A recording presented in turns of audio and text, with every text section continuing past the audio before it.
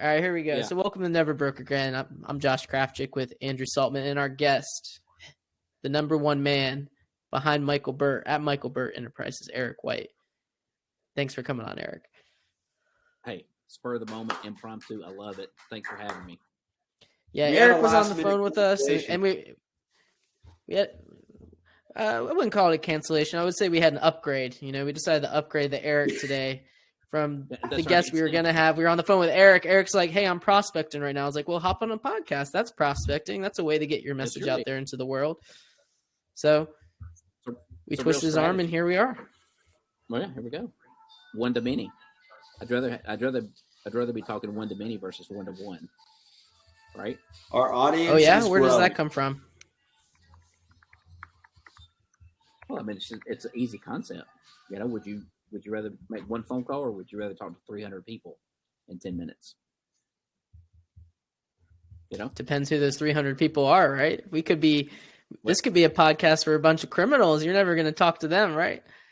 Hey, no, I mean, they got money. They got more money. Yeah, they do. They got an allowance. Yeah, and they need our help, right? They need growth strategies, legal ones. So you're going one to many here. What is your prospecting? Give us your pitch. Let's hear it. Hey, we believe everybody in life needs a coach. Okay. We know that most people need a system to use every day, and we believe. Okay. Do you guys use a system? Every day, man. Every day. Yeah. Yeah. We believe in prospecting every day, outbound activity, and we have dedicated times for that. What are your how many hours do you dedicate to prospecting? Well, I mean, I'm prospecting all day because that's my primary role, and so if I'm having a conversation with somebody, I'm offering information and service in hopes of either retaining their business, increasing the value of already, you know, like I do with you most days, right? Increasing value, right? By inviting you to the super, right? We'll keep the podcast light. Yeah. or I'm offering solutions to people, you know, new clients. But the morning should really be dedicated to new money, people that you haven't done business with in the past. So what time do you start work, Eric? We go team meeting every day at 9, and then right after the team meeting, we're prospecting, you know, 9:30 to 12, and then we take 30-minute team meeting every day at 9. Every day at 9. Okay, that's right. And then we take a short break for lunch, then come back at 1 and go, you know, 1 to 3:30 or 1 to 4, and then use the last 45 minutes of the day to, you know, just clean up whatever messes you guys make messes there.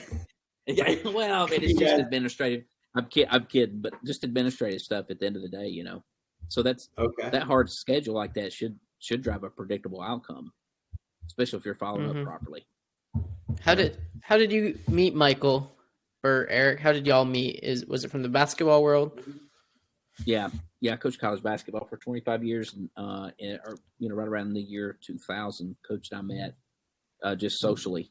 You know, I was I can't remember where I was coaching at. I was coaching at Middle Tennessee State at 2000, and we just started hanging out socially. And then I went on to to work up until about 2017 in college basketball, and then transitioned out of that career and called him to figure out what to do. Like, I had no idea how to apply for a job. You know, status. So where were you when you meet? Were you coaching against each other? You said it was at a social event. You remember what it was? In Murfreesboro, Tennessee. We where Middle Tennessee's located, Middle Tennessee State, which oddly enough is the largest undergraduate institution in the state of Tennessee. Now, he was coaching high school basketball at Riverdale High School. He built a program that was awful before, and ended up winning a state title. Now they've won, 6 or 7 state titles in a row. Been to USA Today national championships a couple times. That kind of thing. So he's, because of his success, because of his success there, a lot of business people started coming to him for, strategies on how he was helping these kids. Were you coaching high school also, and you competed against them? No, I was a college coach there in town at the school there. Yeah, but at the university. Okay. And so at Middle Tennessee. Middle Mm-hmm. Tennessee. Yep. Oh, okay. That's so right. You had a. Yeah. I'm getting old. I should have heard you. I was like, yeah. Eric, okay. How did you get into coaching? So if you go all the way back to high school, my junior year of high school, I'm 5'6", maybe, with big Nikes on. So I'm real tiny, but I love the sport of basketball, and I loved athletics. And I had a high school coach that took an interest in me and showed me what coaching would be like, even as a high school kid. And I sat on the bench next to him and just developed a love for it, man. And then even in high school, we had some local girls that had a lot of talent, and we put those guys on the team, put those girls on the team, and started coaching them up in the summers and the spring. And it turns out 12 of them went Division I. And whoa, we were 19 or 20 at that time. So, we were coaching these kids, and so I just like, man, I'd love to coach in college, and I just sold out to it. And that's crazy. 12 of the girls went D1. Yeah, in fact, all the kids signed a college scholarship on that. I think there were probably, maybe 14, 15 kids on the team, and every kid that played on the team went to college, university somewhere. Yeah. Wow. What was the one thing that stuck out to you, Eric, when you were playing ball in high school? Like, is there one thing that is always you think about regularly? Did you play or just coach? No, I did. I played. I was not any good. Yeah. Well, you see that movie where the guy's not any good in basketball, and so he becomes the coach, and Shaq's in it, right? And yeah. Yeah. It's for like $100,000. Yeah. That's a great flick. Yeah. He was a good. All right. So you played, but you weren't any good. Yeah, I just love the competition, man. I love being a part of a team. What's your favorite basketball drill? Shooting, man. I mean, just shoot the ball. Just shoot. There's nothing organized you can think of. Like, if you were coaching tonight, if you had a practice tonight, what drill would you push? Yeah, man, the five bend weave up and down. What's that? What is that? It's Andrew's asking because he's coaching. He doesn't know what he's doing, so he's looking for free advice right now, Eric. I got to practice tonight. Well, you got a kid. I'm gonna call him out on that. We got to practice tonight. What's the age group? 6. Oh my gosh! Hey, put him right underneath the basket and tell him to make a layup. No. What's the 5-man weave? Gimme. No, you can't. What is it? I'm not giving you that for 6-year-olds. Here's the other thing. Let's start with layup lines. Layup lines for 6-year-olds. Layup lines, but we've been doing them ever new. The best thing you could do for 6-year-olds is just teach them to handle the ball, man. All kidding aside, just put a ball in the right hand. Handle the ball. Just let them handle the ball. Build ball handling skills, and then teach them how easy it is to make a layup. What about footwork? Yeah. Well, all that's involved. Joshua seems like he's a basketball guy. I've played some ball. Yeah, I can tell. It's yeah. Did Did you play against anyone that made it big, Eric? Like, who was one guy that or girl that you saw in high school was like, man, this person is the real deal? No, not in high school. I didn't. Yeah, no. I didn't. I can't recall. I'm sure there may be somebody. Wow. Nobody that I played against. Huh. I coached some All-Americans in college. I coached some pros in college. I coached a lot of really good players, but I never really played. I don't remember. I honestly don't remember that much about high school and who we played, but I can't recall. There were some kids in our area that went to play. How old are you, Eric? 52. We need to get you some magnesium L-threonate. What's that do? It helps reconnect the neurons in your brain. Hey, you need to text me that. Magnesium, if you take it for 6 weeks, it will set your brain back 10 years. Oh, wow. MIT study. Yeah. This is the kind of stuff I come to you for, Andrew. Yeah, you'll be able to remember stuff better. I take it. You'll be able to have a better memory. Well, where do you get that? Like a GNC? Amazon. Okay. Text me that. All right. Yeah. Ernie, our in-house analyst, likes MCT oil for the brain. I take that too. That's another one.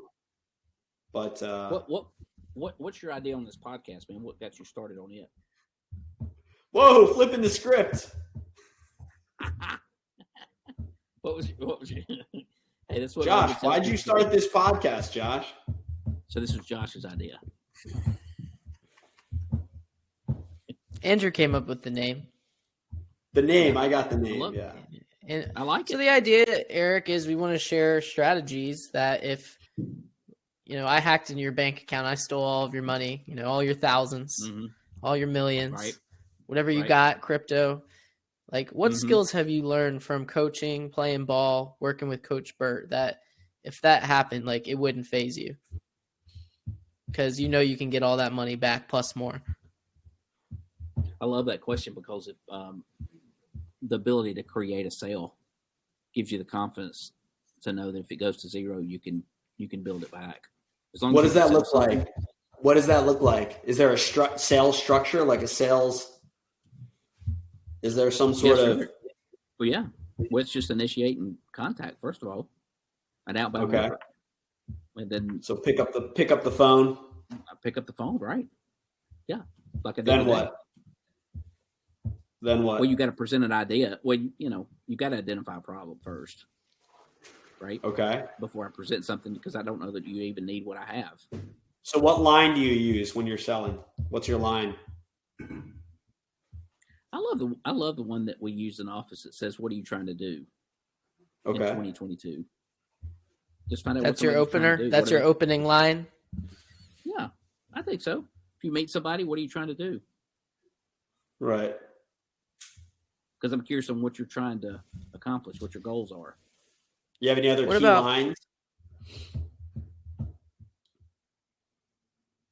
Which credit card would you like to put it on? So that line leads to the credit card line. Damn, must be a good line. That's a damn good line. Hey, everybody listening, what is it you're trying to do? What are you trying to do? And then you just listen, right? The key is the listening. Ask a question and then listen. Is there anything behind the word trying to do versus what are you looking to do? Yeah, what are your goals for your business or your personal life? Yeah, because our coaching service is really, we have people that come to us for two reasons. Number one, for personal development, right, just to grow themselves, or for some tactical business growth strategy, right? Whether it's, if it's a sales team and they're not following up properly, they don't operate in a selling system, right? Whether it's that or, maybe just somebody trying to grow, try to grow a brand. What are you guys looking to do better over there? What are you guys trying to do? Man, we're just like everybody else. We're trying to become more known. Yeah. Right. We're trying to grow the brand. We're trying to talk to more people. The funnel's got to be full, man. You got to talk to a bunch of people in a day in order to find the 2 or 3 people that are really serious. So we're just like everybody else. We're trying to become more known, trying to get the messaging out. What does Eric looking to do? What does Eric want? What do I want? Man, yeah, what do you want? Time freedom to be able to go and do where I want and who I want to do it with. So you want time freedom, you want the ability to go where you feel like you're being led to go. Sometimes people will end up in spots where you got time freedom. What are you doing with that time? Gosh, was a good question, guy. I'm gonna make you think, man. I'm gonna make that brain work. Well, I'm really passionate about helping people. I'm really passionate about helping people get healthy. I think health is our greatest asset. I know you guys deal with assets and liabilities. down there at 369. But yeah, I think health is your greatest asset. So I'm super laser focused on helping people get healthy in every area, heart, mind, body, spirit. Is that what you do after? What, Josh? Didn't you mean like what do you do outside of work? Is that what you meant?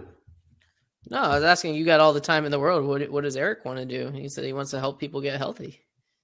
Oh, okay, got it. Yeah. Yeah. Right. And how does that start? The health part. Yeah. Whispers. You're asking me how do I start that process with somebody? Yeah. What's more important, the eating or the working out? What you fuel the body is the whole deal. Working out can actually work against you.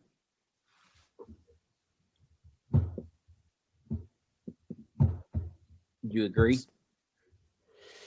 I have this philosophy on working out. Yeah. I think, I'm wondering if it's like, is it as valuable as everybody makes it out to be? I think it's like anything. You can do too much of it. You can do too little of it. Because I've done it and I do a workout and then I feel great for like 2-3 hours, but then it's gone, right? The endorphins kick off. And then, I feel more fit and I get more in shape. So that makes me more confident, but it's continuous. It's gotta be like consistent, right? So I don't do heavy working out. I'll do like super light workouts, like 10 minutes, 5 minutes, not like a whole hour. I'm not sure you can outwork bad habits and fueling your body. If you have bad habits in terms of fueling your body, I'm not sure that you can outwork that in the weight room. You can't outrun it. Yeah. You can't, take bad habits, Eric? Situation. Well, let me ask you this. Take somebody's bad habits in the financial world, right? If they've got bad spending habits or they've got, right? How can you help them? It's the same thing. It all comes Well, there's down two things with it. Some people, their income potential is limited. Yeah. So they got to focus more on making sure they're not overspending. And then we got some people where we just got to teach them how to make more money. They don't have a spending problem. They have an income problem. That's right. But a lot of people take the Dave Ramsey approach, which is more of the, don't take out any debt, track your spending, pay cash, which is a very slow way to grow. Do you guys agree? Do you guys agree with Ramsey? You guys in the Dave Ramsey camp? I like his debt snowball. I feel like that was a genius idea. Save out $1,000 and then start paying off debt. It's really good for people who want certainty in their life. However, life ain't certain anyway. So that's right. You might as well, if you want to, if I want to get to Tennessee in a rowboat, it may take me a little longer than if I hop on a private jet that Eric White and Coach Burt sent down for Andrew and I to come to the Super Bowl. It seems like Ramsey's system would be good for somebody on a fixed income. You take a guy who's a construction worker making a certain amount an hour, or a teacher, or something like that. Those guys, they don't. Let's talk about it. I feel like people like that, they can actually take more risk. Really? They got less to lose. Okay. When you think about it, they need to take more risk in order to get out of where they currently are. Okay. That's interesting. Why do you think that? You ever think about that? No. Well, if you only make a certain amount of money every year, you got to speed up the acceleration at which money grows. And if you can't do that through income, you got to do that through growing the value of your assets. Yeah. Seems like the first piece of that would be paying down the debt. Right? Obviously, you could take steroids and get big real fast, but that may not be a good way to do it. Right. That's right. What would be the equivalent of taking steroids in the financial service industry? You got to learn about life cycle investing. That was developed by Yale professors Ian Ayres and Barry Nailbiff. They found a way to help people speed up their investment process. That's good. Hey, this guy knows his stuff, Andrew. This is and by speeding it up, you mean margin, right? Yeah, they found through their studies that using margin when you're a younger investor is beneficial to growing long-term wealth, because it's not about your asset allocation or how much you got in the market. It's about how much time you got in the market. Warren Buffett made most of his money after he was 60. Mm-hmm. I don't know how Warren Buffett is now, but I mean, if you set up the right things to be successful, your money is just going to continue to accelerate and snowball. That's the whole idea of the Dave Ramsey thing, is the snowball, create a snowball effect. But he's doing it for paying off debt. Debt's pretty cheap, so might as well use a debt snowball for an asset snowball. You bring up a good point for a guy like me who's still got some work to do financially to grow. What I want is, it's not too late. Right? No, it's never too late. You take a guy like Grant Cardone, he didn't really start making money till his mid-50s. I mean, really started making money, right? A lot of these billionaires were broke for a long time. Yeah. It's encouraging in a way. Mm-hmm. Right? So not as young as you guys. So it's still time, right? Yeah, you gotta get speed. I think at 52, I mean, Josh, what kind of like portfolio are you thinking on a 52? Are you putting them on margin, or what are your thoughts on that? Depends where Eric is, and we got to put him in a position where he feels like he's driving the bus, not that the world's driving the bus, because we like to be in control, just like Eric is doing sales. Like, you can't let the prospect take you where you want to go. Otherwise, you're just going to talk in circles, and you're just going to have a hole in the ground. So it's good, Josh. It all depends where you are and where you want to go. I like this guy. Yeah. Yeah.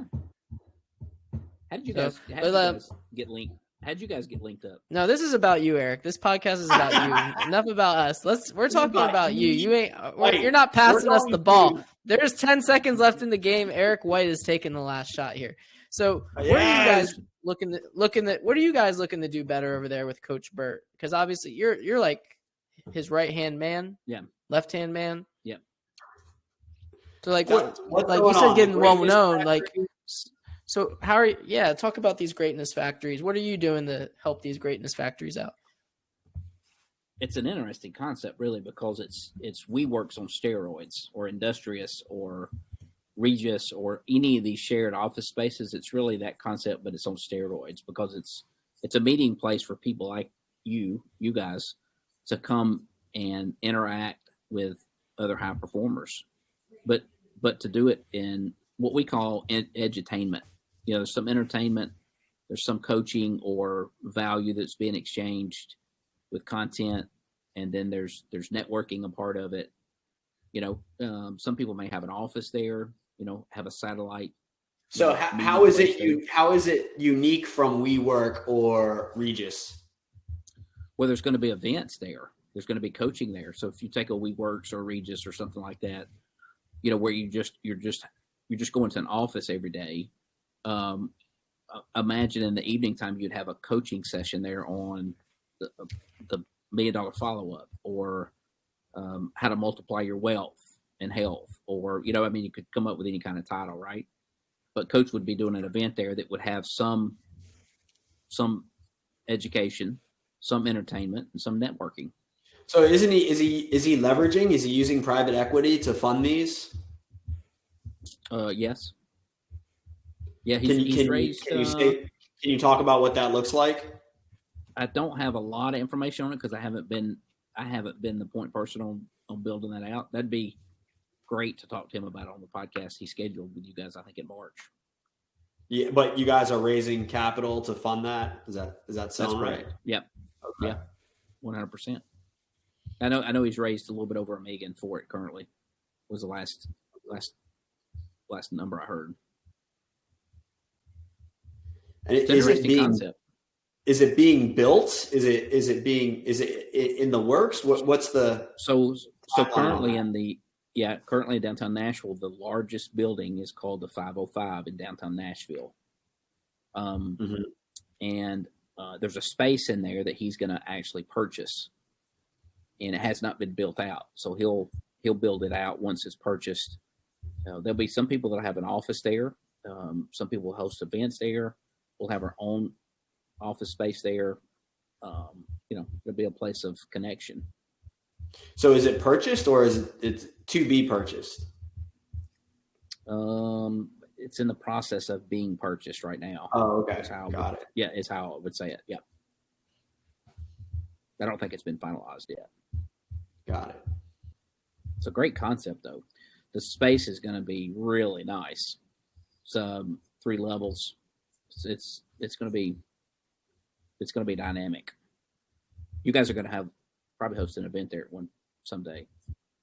Let's do it. Right? Huh? Sure. I believe it, man. Yeah, we're in. I mean, put it on the calendar. It'll be a play. Well, the point is, the reason I bring it up that way is because our clients will have access to do things there that, downtown Nashville, the largest building in Nashville, it's a prime spot, real estate. You'll have access because of your association through the coaching. Yeah. Have you guys put out like a value ladder on memberships for that yet? Or are you not there? We hadn't announced it yet. Yeah. Oh, okay. You'll be the first to know. Right. So Eric, have you come up with any concepts? Like what has been your biggest value add working with Coach Burt? I tell you, I'm big right now because I've been studying over the last 15, 18 months, 2 years, as we've been navigating the pandemic. And I'm really big on this concept of humility, curiosity, and compassion. I really believe that if we went with the world, even in our business interactions, if we went with compassion, curiosity, and humility, I just think there would be an impact to the world that would be positive. And I'm not sure that, our politicians and leadership and people that have been driving the narrative the last couple of years, I'm not sure on either side of the aisle, I'm not sure they exemplify those 3 things, those 3 qualities. And so I'm just trying to add that to my daily. It's just, go to the world with a lot of curiosity, a lot of compassion, and a lot of humility. Hmm. How long you and Coach Burt been together, working together? 4 years. 4 years. Mm-hmm. Where were you guys 4 years ago compared to now? Oh, we've probably more than tripled our business, our top line since then. Yeah, I couldn't quote the numbers to you, but it's been a dramatic increase. Why do you think that is? Because we go hard outbound every day, man. I mean, he pushes. He's so consistent with content to the marketplace. He's consistent with outbound prospecting. He's consistent with engagement. He's consistent with. He just pushes really hard. He generates, a couple thousand leads every 90 days. So we're bringing a lot of people into the funnel, and we're trying to follow up 15 times with everybody. So you're doing what you're selling. Yeah, man. Once I get a lead, if somebody indicates some kind of interest or they're open, I don't give up in the follow up. I just never quit. We're not like some people out in the market where we just bang on the database over and over and over and try to bang you over the head for some ticket to a big event. I won't name names, but we want to engage with people that are interested, open, and curious about growth, learning. And if you indicate some interest in our services, we just hang in there with you until we find the right fit. Mm-hmm. Has anything changed over the last 4 years in your processes, or have you just been doing the same process that has allowed you to triple? The methodology doesn't change. The system never changes. I mean, it's just like an athletic sport. If it's blocking, kicking, tackling. Those teams the football teams that won yesterday, the fundamentals of the game don't change. Now the emphasis on how you win may change, but the fundamentals don't. Right? The style of play may change. I mean, we're constantly and the good news is the fun part about what we do is we can get creative really quick about an idea. You know, I mean, we could create an event right here, attach a ticket price to it, determine who the target audience is, establish the value, put an event together, and put it on the calendar. Right? You know what I'm saying? We can move that quick, and that's really the fun thing about what we do. What's our cut? What's the split on it? Well, it's funny because do you pay Coach a speaking fee, or do we want to rev share an event, right? Rev share. You can do it. Rev share. Okay. All right. So what does that look like? Is it 50-50? No. What is it? What is it? Well, it depends. It depends on who you're. Are you putting the people in the room, or you selling the tickets, or do I have to? Right. Yeah. Right. So we got to leverage his sales team, right? Sure. Ideally, we'd set it up in a funnel and push it out to the market, and people would buy. But we just know that's not reality, right? I mean, it takes an outbound idea. I mean, it's going to have conversations, but I mean, 50 people in a room at $9.97 gets Coach to Jacksonville. Gets him what? Gets him to Jacksonville. Gets him 50 people in the room. Yeah. So what is your mailing list look like? How many people are on it? Oh man, it's thousands. I mean, I don't even know the number. Maybe 30, 40,000. I don't know. It's big. So if you send out an email, what's the response like on it? Do you know? Do you track that, or somebody tracks it? Yeah, but do you know? I'm a big detractor on emails. I'm not sure emails work. Oh, really? Okay. Yeah. I think you've got to reach out. I disagree. You've got to call people. What? I love it. Josh just takes a hard stance. So give me your proof of concept. It depends how you can't just email blast people. Like I've been getting Billie Jean marketing emails for I don't know how long. I'm just to get ideas, and I mean they're just too long. But if you're reaching out to people and providing some sort of making them laugh or brightening their day up, you just we got some people listening to our podcast from emails. I mean, I'll see people yo man, I love your emails. They never tell me. I never hear. It's just same thing on social media. Andrew will be out and be yo, I love your videos. It'll get 0 likes, 0 comments, but people are seeing it. People are noticing it. Yeah. Yeah. I just think there's no substitute for the phone. A video text message, a phone call, right? How are you guys having fun today? What did you do fun today? Me? Yeah. Well, I'm talking to you guys. It's on our pod. Okay, what was the second most fun thing you did today? Yeah. Well, I followed up with my red zone this morning. I love prospecting. I didn't used to love to make outbound effort, but nowadays I actually like it. So it's a hit list, farm club, red zone, right? That's the red zone is people that are close to doing a deal. People that have indicated interest in a specific product, service. They've told you they're really close to making a decision.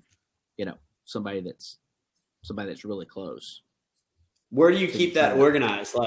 In the CRM or in your notepad? Here's red zone, here's farm club. Where do you take notes on that? Well, the CRM. Explain what all that means, Eric. Can you explain what all that means? Because most people aren't going to know what all that means. Yeah. So the CRM system is just it's a tool to keep people's information. Let's just keep it that simple, right? And it can be used to send out emails, text messages, automated prospecting materials, right? It's where information is stored for us to keep track as a team. But honestly, man, the 25 or 30, 40 people I'm working actively are it's just a handwritten. It's just red zones on a notepad. So you guys are working hard. You guys are pushing the machine along, right?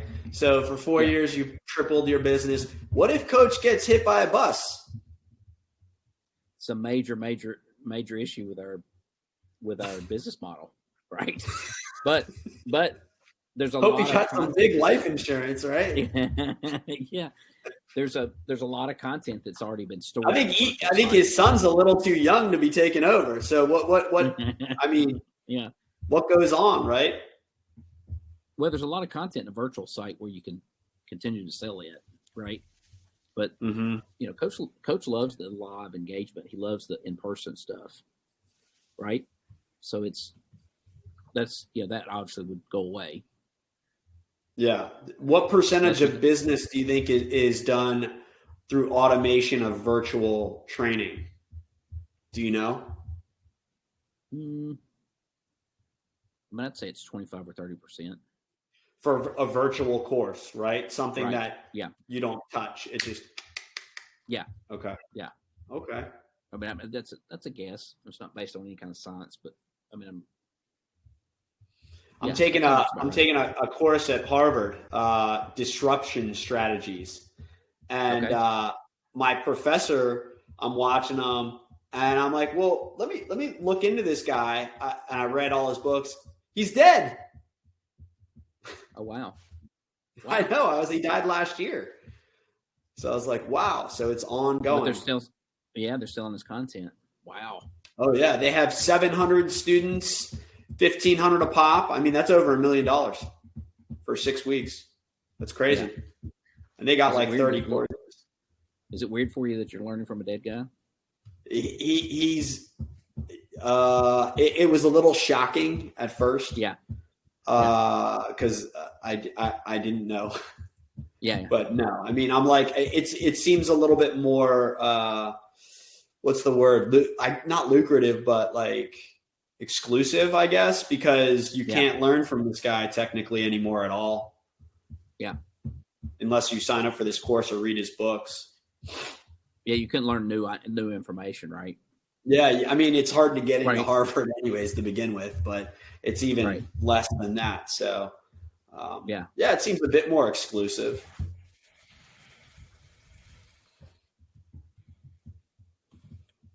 Well, sweet, Eric. Thanks for hopping on Never Broke Again podcast. What's the rest of the day look like? You got lunch and then more prospecting, and then I saw you ring on your finger. You married? Heck yeah. I got. How'd you meet your wife, husband, significant other? Like, it's the last day of the month, man. I got to sell something, right? It's a lot. Yeah. How much you got to sell today? Right? Is it? Hey, is it the 31st or the 1st? Oh, yes, it's 31st. 31st. Yeah. Oh, man. I got to sell something. So what are you looking to sell? Like, do you have goals like 10,000 in coaching a day, or 10,000 a month, or 100,000 a month? You guys, what does that look like? Our daily goal for a team is 25K a day. If you get 25K in sales a day, you can hit a big number. Right. So that's our goal. Some days we hit it, some days we don't. Right. But that's the goal. Is that like top line? Is that commitments, or is that collected? It's both. Yeah, it's both. It's all the above. So if you took stuff through the website, compared it with contracts signed, collected money, all that included, just get to that number every day. Mm-hmm. Because we'll have some stuff that goes to the website or some kind of marketing thing that we're doing. So there's that's just automatically coming in that I'm working on. I mean, I might sign the deal today for 25 by itself, right? And if it's contract value, we count that, whether it's actually collected or not. So that's about. And do you guys work weekends? I guess you get weekends off.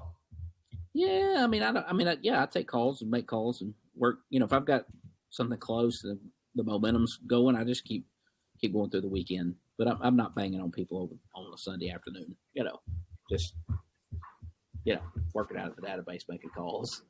But yeah, if I've got some people closer, I'm engaging with a client. I mean, I take your stuff on the weekends, right? Sure. I mean, that comes out to about $500,000 a month, right?